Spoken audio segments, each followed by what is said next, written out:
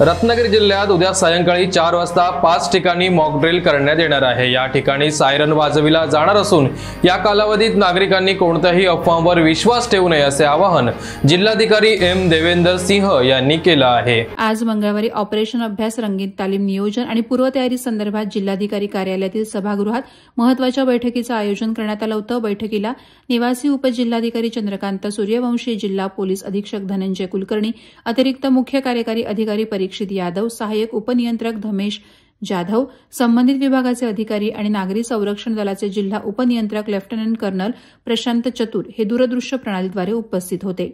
केंद्रीय गृह मंत्रालयाने नागरी संरक्षण सज्जता मजबूत करण्यासाठी ऑपरेशन अभ्यास, रंगीत तालीम अर्थात मॉकड्रिल करण्याचे आदेश दिलेत। त्या अनुषंगाने जिल्ह्यातील रत्नागिरी तहसीलदार कार्यालय, रत्नागिरी रेल्वे स्थानक, राजापूर नगरपालिका, दापोली आणि संगमेश्वर तालुक्यातील एक ग्रामपंचायत येथे उद्या सायंकाळी 4 वाजता ऑपरेशन अभ्यास मॉकड्रिल करण्यात येणार आहे। यावेळी आरोग्य यंत्रणा, अग्निशमन दल, रुग्णवाहिका, प्रथमोपचार या बाबी सज्ज असणे आवश्यक आहे। यामध्ये आपदा मित्र आणि नागरी संरक्षण दलाचे स्वयंसेवक यांचा समावेश करावा। जिल्ह्यातील तालुकास्तरीय यंत्रणांनी आपले नियंत्रण कक्ष कार्यान्वित करावे।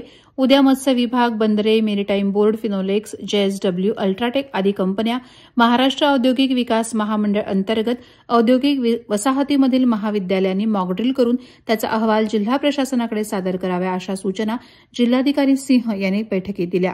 बैठकीच्या सुरुवातीला निवासी उपजिल्हाधिकारी सूर्यवंशी यांनी मॉकड्रिलच्या अनुषंगानं संगणकीय सादरीकरण करून माहिती दिली।